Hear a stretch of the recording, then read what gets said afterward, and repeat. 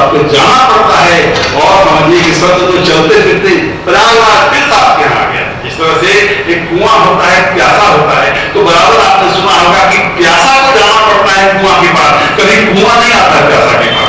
लेकिन संत यदि आपके जीवन में आ गए, संत आपके घर में यदि आ गए, तो ये समझिए कि कुआं चला है आपके पास। तो संतों की इस तरह से महान महिमा। देखिए रामचरित मानस में 50वें स्थान में संतों की महान महिमा का वर्णन किया गया है। मैं समय समय पर आपको सुनाते रहूंगा, जैसे जैसे प्रसंग आएगा मैं आपको सत्संग की महान महिमा, संतों की महान महिमा सुनाते चलूंगा। और देखिए अब आगे क्या करें। अच्छा, अब आगे दुष्टों की वर्णना की, आश्चर्य की बात है। संत की वर्णना किया, अच्छी बात है।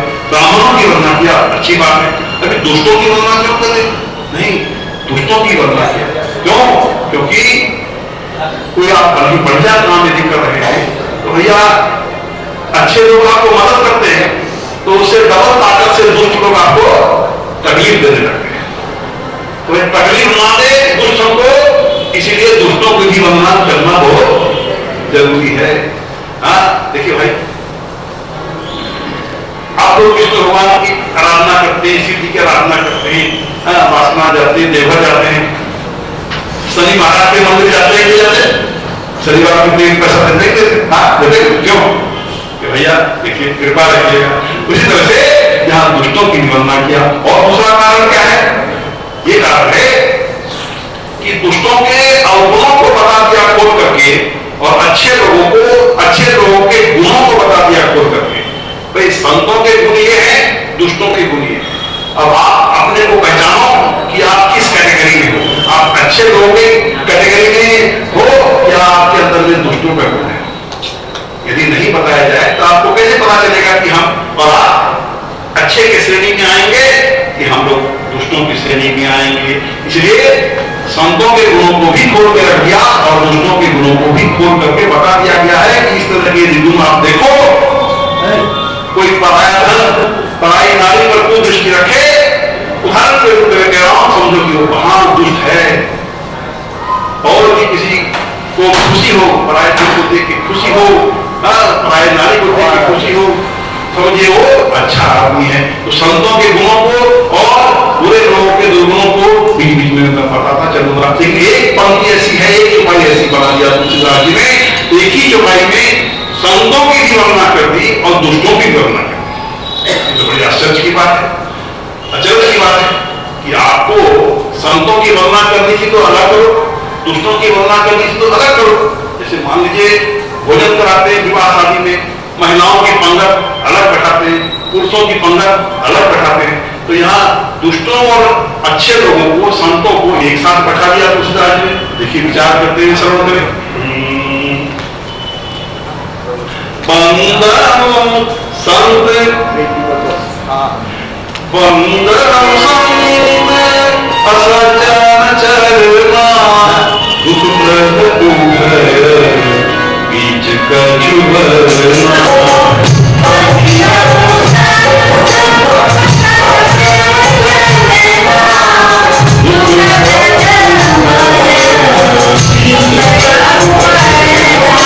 क्या हुआ कि मैं वर्णना कर रहा हूं संतों की भी और दुष्टों की।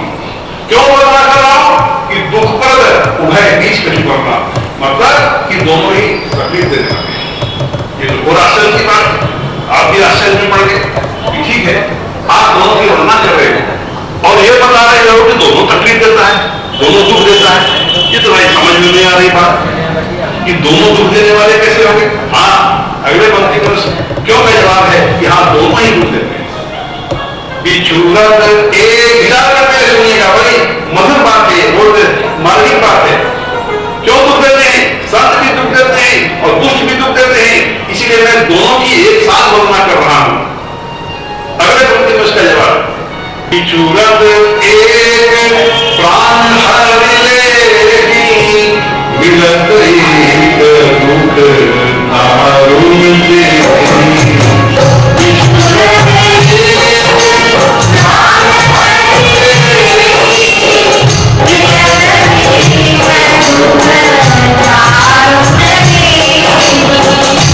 श्री राम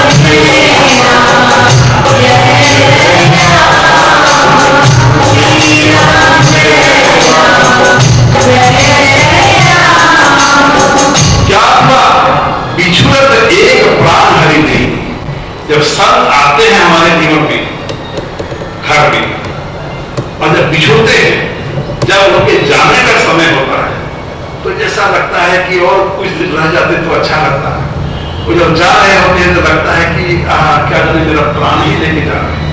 4-5 दिन हम लोग उदास रहते हैं। जैसे बेटी विदा होती है तो कैसे उदास होते हैं? जब बेटी विदा होती है तो 4-5 दिन घर में उदासी रहती ही रहती है। तो संत जब हमारे जीवन में आए और जब संत जा रहे होते हैं तो हमको वैसे ही उदासी होती है जिस तरह से बेटी विदा करने से उदासी।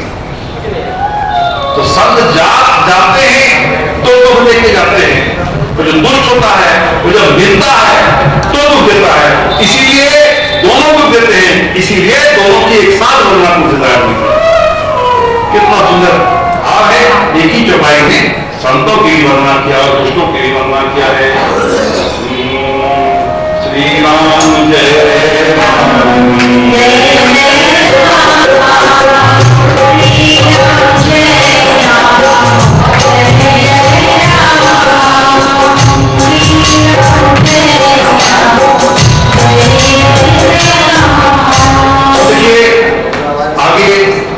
एक बात बहुत मार्मिक है, विचार करना है आपको। बहुत सारे लोग कहते हैं कि संसार में कोई सार नहीं है, रसविहीन है, सपना है। पता नहीं संसार को कितना लोग गाली देते हैं, कितनी आलोचना करते हैं। संसार में कोई सार नहीं है, कोई रस नहीं है, रसविहीन है संसार, सपना है, जगत सब सपना है। लेकिन विचार करना है आपको। मेरी दृष्टि में सब बातों का संसार में सार है, सभी प्रकार का रस है इस संसार में, सभी प्रकार का आनंद है इस संसार में। शर्त यह है कि हमारी दृष्टि वैसी हो जाए जिस तरह की दृष्टि तुलसीदास जी महाराज की थी। सिय राम में तुलसीदास जी की दृष्टि, सिय राम में सब जग जानी,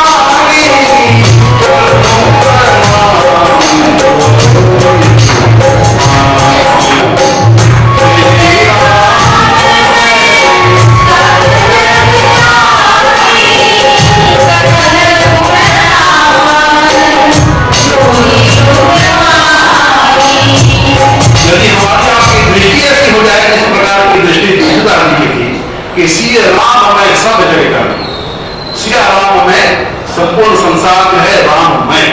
तुलसीदास जी की दृष्टि में संपूर्ण संसार राममय था। देखिए, राम में संपूर्ण संसार को हम माने या संसार को राममय माने, बात दोनों ही। राम में संपूर्ण संसार समाया हुआ है या संसार के कण-कण में राम समाये, बात दोनों ही है। लेकिन हमारे आपके जैसे लोगों के लिए ज्यादा सुविधाजनक है यदि सारे संसार को हम राममय माने, तो हमारी दृष्टि यदि ऐसी हो जाए कि संपूर्ण संसार हमको आपको राममय नजर आने लगे। जिस दिन हमारी वैसी दृष्टि हो जाएगी उस दिन हमको संसार जो है अच्छा लगने लगेगा, संसार में रस लगने लगेगा, संसार में आनंद मिलने लगेगा और संसार को रियली आप एंजॉय कर सकते। देखिए, रामचरित मानस की जो मोटा मोटी जो कथा है वो आप सब जानते हैं कि भाई राम जी दशरथ जी के लाल थे, 4 भाई थे, ऐसे विवाह हुआ, ऐसे रावण मारून के ले गया सीता जी को, ऐसे वनवास हुआ और फिर राम जी ने रावण को मारा है युद्ध में और सीता जी को वापस लाया है। ये कहानी आप सब जानते हैं, कौन नहीं जानता है? बच्चा जानता है। हमारा हिंदू का एक बच्चा जानता है राम जी की कथा। तो अधिकांश लोगों की क्या अवस्था है कि भगवान की एक स्थूल लीलाओं और जीवन चरित्र में ही हमारा उलझ के रह जाते हैं। इससे आगे हमको समझ में नहीं आता कि राम जी के संग में ऐसी सी घटना घटी, सीता जी के संग में ऐसी सी घटना घटी और ऐसे ऐसे राम जी राजा बने, बात खत्म, कहानी खत्म। अधिकांश लोगों की इतनी ही दूर तक समझ। लेकिन बहुत कम ऐसे लोग होते हैं जो भगवान के लीलाओं से, भगवान के जीवन चरित्र के अंदर से जो अद्भुत शिक्षाएं मिल रही है उस शिक्षाओं को हम और आप ग्रहण कर सकें, उनकी लीलाओं के माध्यम से, उनके वार्तालाप, उनके संवादों के माध्यम से उनके अद्भुत शिक्षाओं को हम पकड़ सकें उन शिक्षाओं में कितना ज्ञान भरा हुआ है, वैराग्य भरा हुआ है, योग भरा हुआ है, भक्ति भरी हुई है, प्रेम रस भरा हुआ है। इस तरह के चीजों को पकड़ पाना बहुत कम लोग समझ। कहानी में ज्यादातर स्थूल कथाओं में उलझ के हमारा रह जाते हैं, उसके अंदर के आध्यात्मिक रहस्य तक हमारा नहीं बोल पाते। और आध्यात्मिक रहस्यों को भी हम और आप जान गए तो सत्य स्वरूप प्रभु भगवान राम जी को पाने वाले की संख्या तो और भी बढ़, और यदि हम पा भी गए भगवान को तो उनसे प्यार होना तो और भी दुर्लभ है। भगवान से प्यार हो जाए, भगवान के चरणों से रति हो जाए, ये तो बहुत ही दुर्लभ है। कभी विचार कीजिए, हम और आप मंदिरों में जाते हैं, भगवान की आराधना करते हैं, शिव जी के पास जाते हैं, बासुनाथ देवघर सब जाते हैं, मंदिरों में जाते हैं, कोई सब आदमी जाता है। कभी भी कोई मांगता है ऐसा बात कि भगवान आपसे प्यार हो जाए, ये भगवान दे दो। कोई बोलेगा बेटी का शादी नहीं हो रहा है, करा दो। लड़के का एडमिशन नहीं हो रहा है, बिजनेस पे घाटा चल रहा है, बिजनेस सक्सेसफुल करा दो, ये मुकदमा हम जीत जाए। भगवान आपसे मुझको प्यार हो जाए, ये कोई मांगता है क्या? भगवान तरसते हैं कि कोई ऐसा भी तो भक्त आवे जो हमसे ये मांगे कि भगवान प्यार हो जाए। भगवान ने सृष्टि ही बनाई प्यार के खातिर, नहीं तो भगवान को सृष्टि बनाने की क्या दरकार थी? कितने आसमान है, तारा है, इतना चंद्र सूरज, कितने सारे लोग बनाए भगवान ने, इतनी सुंदर पृथ्वी बनाया, क्यों? प्यार के खातिर। जो गीत भी आप हम जानते हैं, दुनिया बनाने वाले क्या तेरे मन में समाए।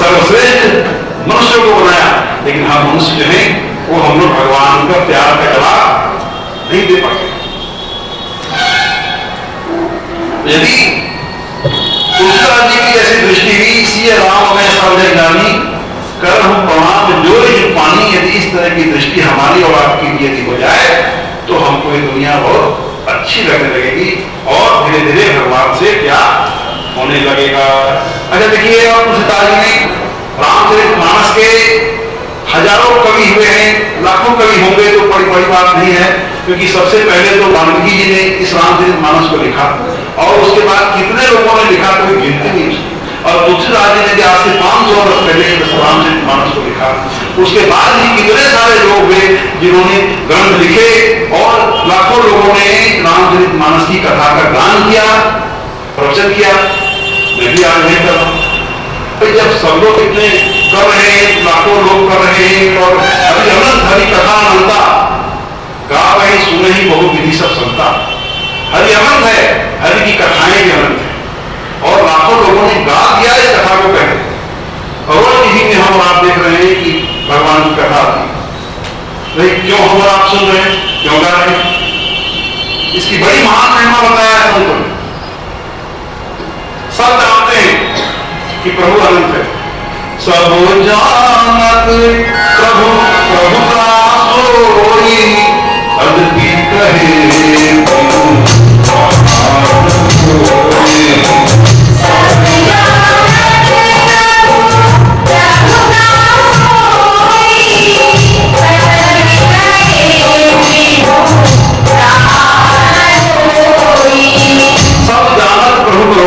सभी जानते हैं दुनिया में, हम और आप सब जानते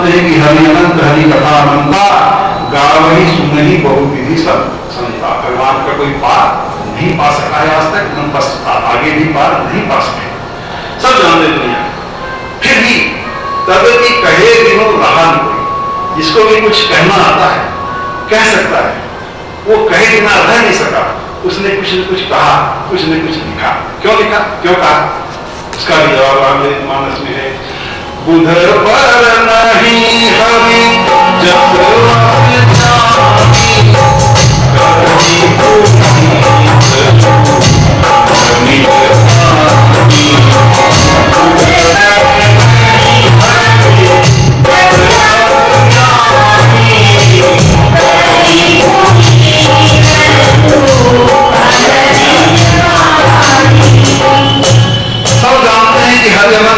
कथा अनंता, फिर भी लोगों ने अपने शक्ति भर कहा, कथा को गाया, कथा का श्रवण किया। क्यों, इसलिए किया कि जो कथा का गान कर रहा है वो अपनी वाणी को पवित्र कर रहा है, और जो कथा का श्रवण कर रहा है आप अपने कानों को पवित्र कर रहे हैं। देखिए शिवजी महाराज क्या कह रहे हैं, बालकांड, जिन हरि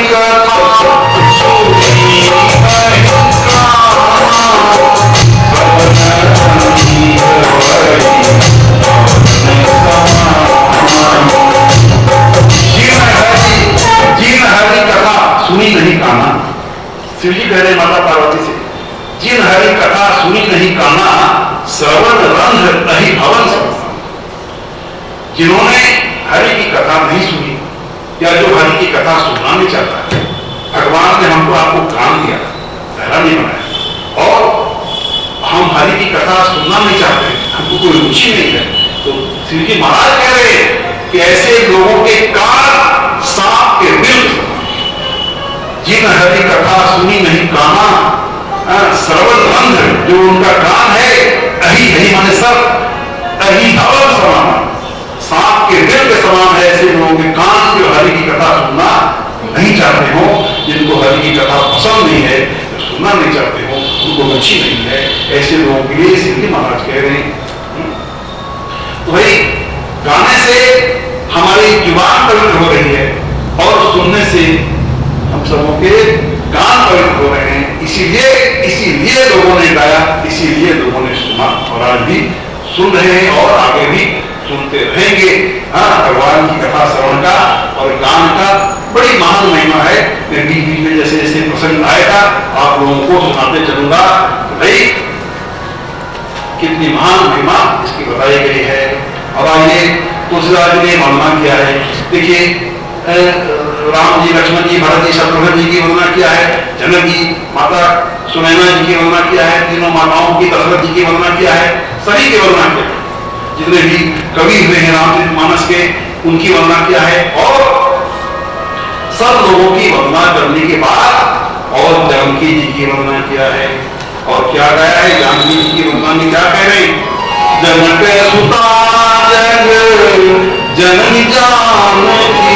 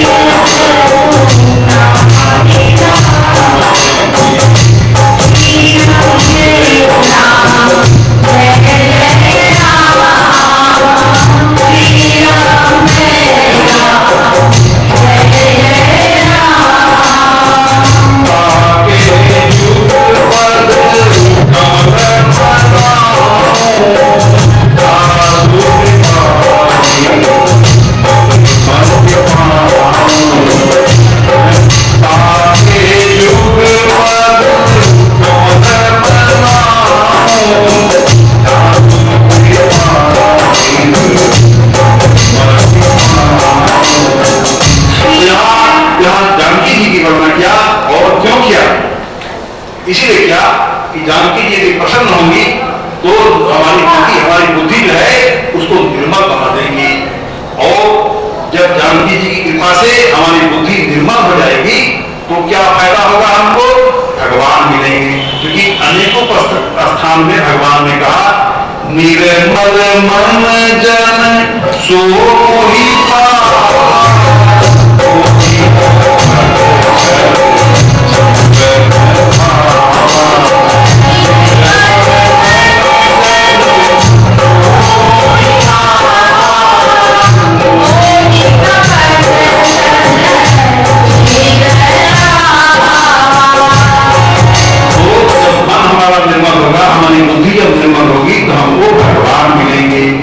जानकी जी की स्तुति किया है। और फिर अंत में वर्णना प्रसंग के अंत में उसके नाम की वर्णना किया है, जिसकी की कथा है, अर्थात श्री राम के नाम की वर्णना गाया है। देखिए, राम के नाम की वर्णना तुलसीदास जी ने 9 दोहों में विस्तारित किया है। मैं इस प्रसंग को 9 भाग में तोड़ के आपको सुनाऊंगा, जिससे कि एक महान सरलता पूर्वक आपको समझ में आवे, और आपको समझ में आवे कि राम का कितनी महान महिमा है। राम नाम जो है, राम शब्द जो है, जिसकी कितनी महान महिमा है, ये आपको हमको समझ में आवे। इसलिए 9 भागों में तोड़ के मैं इसको सुनाऊंगा। आइए राम नाम वर्णना प्रसंग में हमारा प्रवेश करें। और यहाँ तुलसीदास जी ने राम के नाम की वर्णना शुरू की है 9 दोहों में। पहले ही एक सफाई उन्होंने पेश कर दिया कि 9 दोहों में सीता जी का नाम कहीं भी नहीं होता। तो जो सीताराम के भक्त हैं वो नाराज हो जाएंगे, तो युगल सरकार के जो भक्त हैं वो बोलेंगे भाई सीता जी का नाम क्यों नहीं लिया, सिर्फ राम जी का नाम लिया। तो वो सफाई पहले ही दे दिया तुलसीदास जी ने। गिरा अर्थ जल बीच समन कहियत भिन्न भिन्न मंदम सीता राम पद जिन्हि परम प्रिय खिन्न श्यावर रामचंद्र पवन सुत क्या हुआ कि गिरा अर्थ जल बीच सब, ये बताना चाह रहे हैं कि राम जी और सीता जी अभिन्न हैं, उन दोनों में कोई अंतर नहीं। जिस तरह से कि शब्द में और वाणी में कोई अंतर नहीं है, कहने सुनने के लिए शब्द और वाणी अलग अलग भले हो सकते हैं, लेकिन वास्तव में उनमें कोई अंतर नहीं है। उसी प्रकार राम जी और सीता जी कहने सुनने के लिए भिन्न भिन्न भले हों, लेकिन वास्तव में उनमें अंतर नहीं है, और उन दोनों की रुचि भी बहुत कॉमन है। जीना ही परम प्रिय खिन्न, जो दुखी मनुष्य है, जो खिन्न मनुष्य है, वो सीता जी को भी बहुत प्यारा है और राम जी को भी बहुत प्यारा है। तो भले कहने सुनने के लिए दोनों भिन्न भिन्न हो, लेकिन वास्तविकता में उनमें कोई अंतर नहीं है। इसलिए मैं अब राम जी का गुणगान गाऊंगा, सीता जी का नाम यदि नहीं भी लूं तो जो युगल सरकार के जो प्रेमी हैं, जो भक्त हैं, वो मुझ पर नाराज नहीं होइएगा। इस तरह से अपनी सफाई पहले ही तुलसीदास जी ने पेश कर दिया, और अब राम नाम वंदना में हमारा प्रवेश कर रहे हैं। देखिए, राम नाम वंदना में सबसे पहले राम शब्द की महान महिमा पर हमारा विचार करते हुए श्रवण करेंगे। कि राम शब्द जो है महामंत्र, राम का नाम मंत्र नहीं महामंत्र है। महामंत्र जोई जपत महेशु काशी मुख वेद उपदेशु।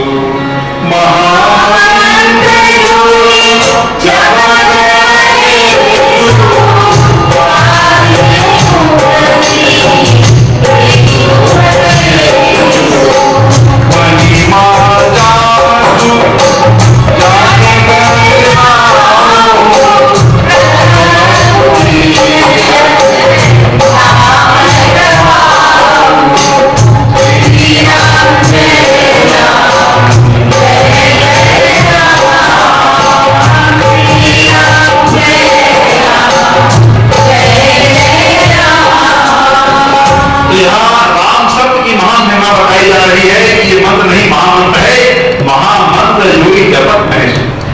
आपने शिव जी महाराज की फोटो देखी होगी।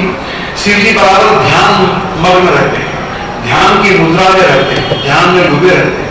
किसका ध्यान में डूबे रहते हैं, आपने कभी विचार किया? वो राम जी के का ध्यान करते रहते हैं, राम जी का ध्यान करते रहते हैं, राम जी का नाम जपते रहते हैं। शिव जी बराबर राम नाम का ही आश्रय किए रहते हैं। और यहाँ तुलसीदास जी कहते हैं कि महामंत्र जो जपत महसू, ये राम का नाम महामंत्र है, जो शिव जी बराबर इसका जप करते रहते हैं। और आगे आगे क्या कह रहे हैं? काशी मुक्ति हेतु उपदेश। विचार कीजिए, काशी में जो कोई भी प्राण त्यागता है, 84 लाख योनियों में कोई भी प्राणी, चाहे मनुष्य हो, पशु पक्षी हो, कीट पतंग हो, कोई भी प्राणी जो काशी में प्राण त्यागता है, उस मरणासन्न प्राणी के कानों में तुलसीदास जी राम के नाम का मंत्र फूंक देते हैं, जिससे कि उसको मोक्ष हो जाता है, उसकी मुक्ति हो जाती है। इसलिए आपने जाना होगा, देखा होगा कि बहुत से लोग अपने अंतिम समय में काशी चले जाते हैं कि भाई मरना ही है तो काशी में ही जाके क्यों न मरे, जिससे कि मरने के उपरांत हमारे में दिमाग आवे और हम सीधे भगवान के धाम चले जाए। वही बात यहाँ तुलसीदास जी कह रहे हैं कि वो शक्ति जो राम के नाम का मंत्र फूंक देते हैं शिव जी महाराज, वो शक्ति कैसे आई? शिव जी में वो ताकत, शिव जी की वो महिमा कैसे है कि मरणासन प्राणी कोई भी है 84 लाख योनियों में, उसके कान में राम नाम का मंत्र फूंक देने से और उसकी मुक्ति हो जाती है। ये ताकत शिव जी में राम के नाम को जपने से आई। ये बात यहाँ कह रहे कि शिव जी में शक्ति राम नाम के जप से आई। और अगले पंक्ति में क्या कहा? महिमा जासु जान गंगा, महिमा जासु जान गंगा,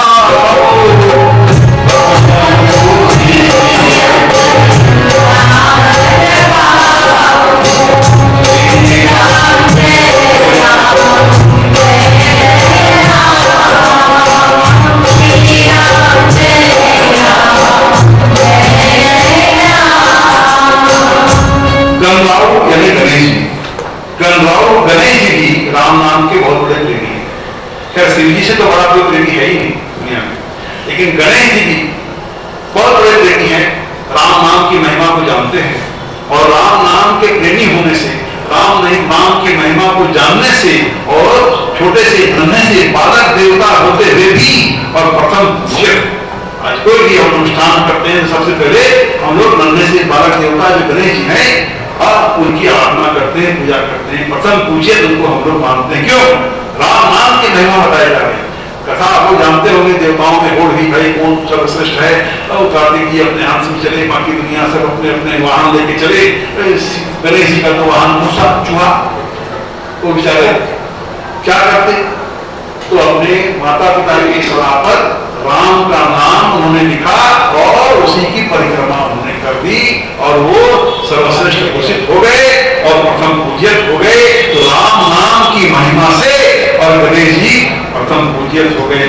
और देखिए तीसरा उदाहरण पार्वती लगा दिया जा रहा है। और पार्वती जी के लिए क्या कहा जा रहा है कि पार्वती जी विष्णु भगवान के सहस्त्र नाम का जप करती थी, 1000 नाम का। तो क्या होता था कि नाश्ता पानी में शिव जी महाराज को देर हो जाती चलती थी। अब 1000 नाम लेगी विष्णु भगवान का, तो नाश्ता पानी में शिव जी को देर हो जाने लगी।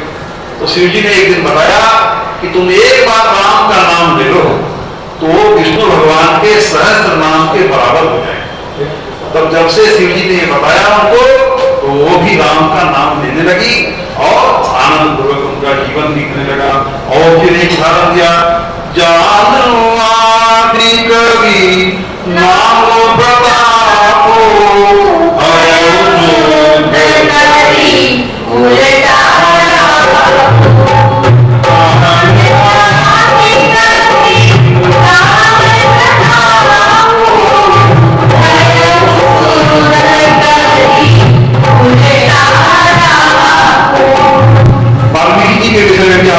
सुने होंगे कि वाल्मीकि जी बहुत बड़े डाकू हुआ करते थे। और एक बार संकादिक ऋषियों से उनका भाला पड़ गया। संकादिक ऋषियों की प्रेरणा से उनकी बुद्धि फिर गई और संकादिक ऋषियों ने उनको कहा कि राम का नाम लो। इतने बड़े पापी थे वाल्मीकि जी कि राम का नाम बोलने उनके मुख से निकल ही नहीं रहा। बहुत प्रयास करने पर भी जब वो राम का नाम नहीं बोल पाए तो संकादिक ऋषियों ने इस बात कहा कि काम करो कि तुम मरा मरा बोला, राम नहीं बोल सकते हो तो राम का उल्टा हुआ मरा मरा। तो वाल्मीकि जी मरा मरा मरा मरा जपने लगे। आप मरा मरा जब के देखिए उसमें राम की ध्वनि आपको सुनाई देने लगेगी। यही बात यहाँ कह रहे हैं कि भाई उल्टा जपने से भी और वाल्मीकि जी पवित्र हो गए, शुद्ध हो गए, ब्रह्म समाना हो गए और ब्रह्मा जी जो सुख भोग कर रहे हैं ब्रह्मलोक के निवासी हो गए वाल्मीकि जी। जानवादि कवि नाम प्रताप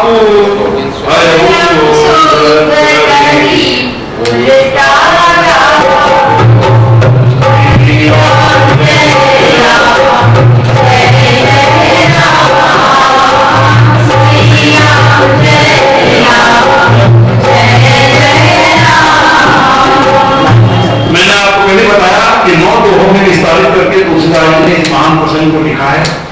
और हम लोग करके आगे बढ़ेंगे। मैं 9 भागों में बांट करके एक कथा सुना रहा हूँ आपको। तो प्रथम भाग में राम शब्द की महान महिमा बताई गई। अच्छा, यदि राम शब्द का संधि विच्छेद करिएगा तो राम शब्द में 2 अक्षर आ जाते हैं, रा और मैं। तो यहाँ तुलसीदास जी कहते हैं कि 2 अक्षर जो है, देखिए 4 युग होते हैं, सतयुग, त्रेता, द्वापर और कलयुग। तो चारों ही युगों में हमारे आपके जैसे बहुत सारे लोग हुए, मनुष्य हुए, लाखों लोग आते ही जाते हैं। तो चारों ही युग में भगवान अवतार लेकर के आते हैं। तो कथा आप लोग सुने होंगे भागवत में कि सतयुग में भगवान नर नारायण का अवतार लेकर के आए, त्रेता युग में राम लक्ष्मण बन करके आए, और द्वापर युग में कृष्ण बलराम बन करके आए। और तुलसीदास जी कहते हैं इस कलयुग में हमारा आपका कौन सा कलयुग में अवतार होगा? आप लोग कहती है कल की अवतार होगा, लेकिन अभी उसमें हजारों लाखों वर्षों की देर है। तो भाई हमारा आपका कौन सा इस कलयुग में हमारे आपके जैसे साधारण मनुष्यों का कौन सा आगा? तो तुलसीदास जी कहते हैं प्रसंग के दूसरे भाग में कि रा और मन, ये 2 अक्षर हैं कलयुग के मानवों के, यही 2 सहारे हैं। संक्षेप में दूसरा भाग यहाँ समाप्त किया। और तीसरे भाग में बताया जा रहा है कि भाई राम और राम का नाम साक्षात भगवान, एक तरफ साक्षात भगवान है, एक तरफ भगवान का नाम है। तो भाई दोनों में क्या अंतर है, इस पर भी विचार कर लीजिए। हमारा दोनों में क्या संबंध है, दोनों में क्या अंतर है? तो यहाँ तुलसीदास जी कहते हैं समुझत सरिस नाम अरुणामी प्रीति परस पर।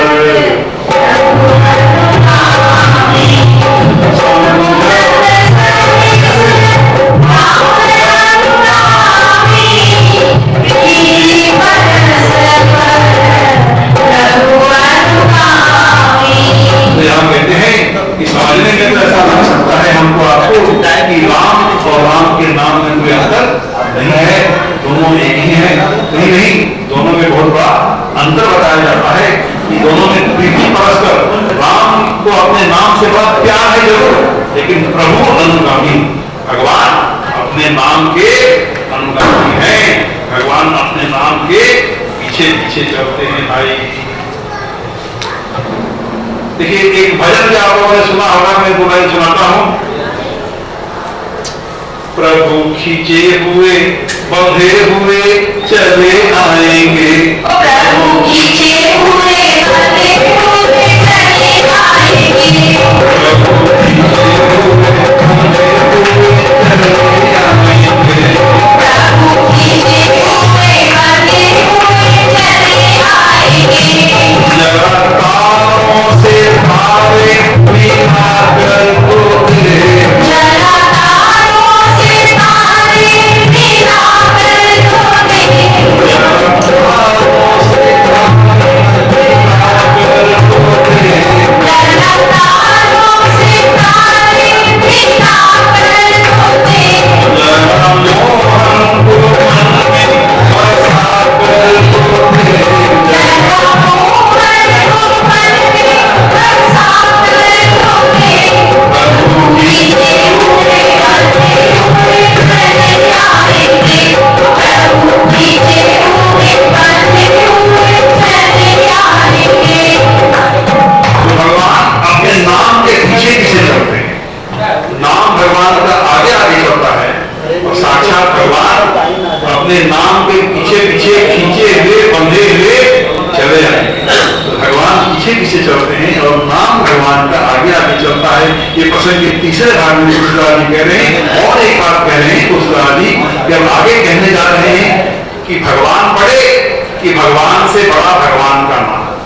और यहाँ वक्ताओं को, बोलने वालों को सावधान कर दिया कि ये मत बताओ तुम अपने मुख से कि भगवान बड़े, कि भगवान से बड़ा भगवान का नाम है।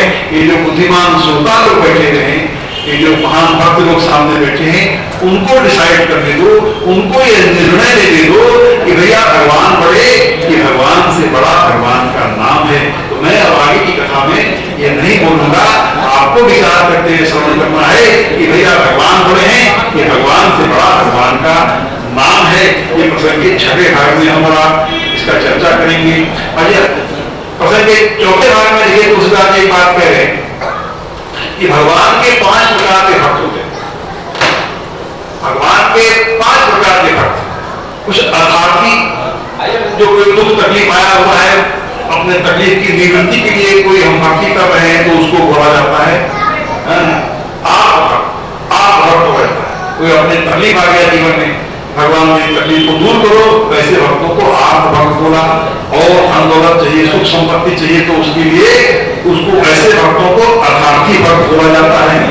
जो हम लोग सुख संपत्ति खा जा रहे, कष्ट मिटे कविता, ये सब लोग भजन गाते ना, तो अर्थार्थी भक्त बोला गया। और कुछ जिज्ञासु भक्त होते हैं, जो जानना चाहते हैं कि आत्मा क्या है, परमात्मा क्या है, आत्मा और परमात्मा में संबंध क्या है, भक्ति क्या है, वैराग्य क्या है, माया किसको कहते हैं, वो किसको कहते हैं, इन सब बातों को जो जानना चाहता है, आत्मा कहाँ जाती है, पुनर्जन्म का क्या सिद्धांत है, इन बातों को जो जानना चाहता है, वैसे भक्तों को जिज्ञासु भक्त कहते हैं। और चौथे प्रकार के भक्तों को कहा जाता है ज्ञानी भक्त, जो इन बातों को जान चुके हैं, आत्मा क्या है, परमात्मा क्या है, आत्मा और परमात्मा में अंतर क्या है, मरणोपरांत जीवात्मा कहाँ जाती है, शरीर तो नहीं रह जाता है, लेकिन आत्मा कहाँ जाती है, जो इन बातों को जान चुके हैं, उनको ज्ञानी भक्त कहा जाता है। और एक होता है प्रेमी भक्त, जिसको भगवान से कुछ नहीं चाहिए, सिर्फ भगवान को शुद्ध रूप से जो आदमी प्यार कर रहा होता है, उसको बोलते हैं प्रेमी भक्त। भाई भक्तों को भी 5 श्रेणी में बांट दिया तुलसीदास जी महाराज ने, लेकिन एक बात कह रहे हैं कि सभी प्रकार के भक्तों की मनोकामनाओं को पूरा करने की भगवान बहुत चेष्टा करते हैं। भगवान उसमें कठोर नहीं, बहुत नरम दिल है भगवान। कोई भी अपने कष्टों के लिए या धन के लिए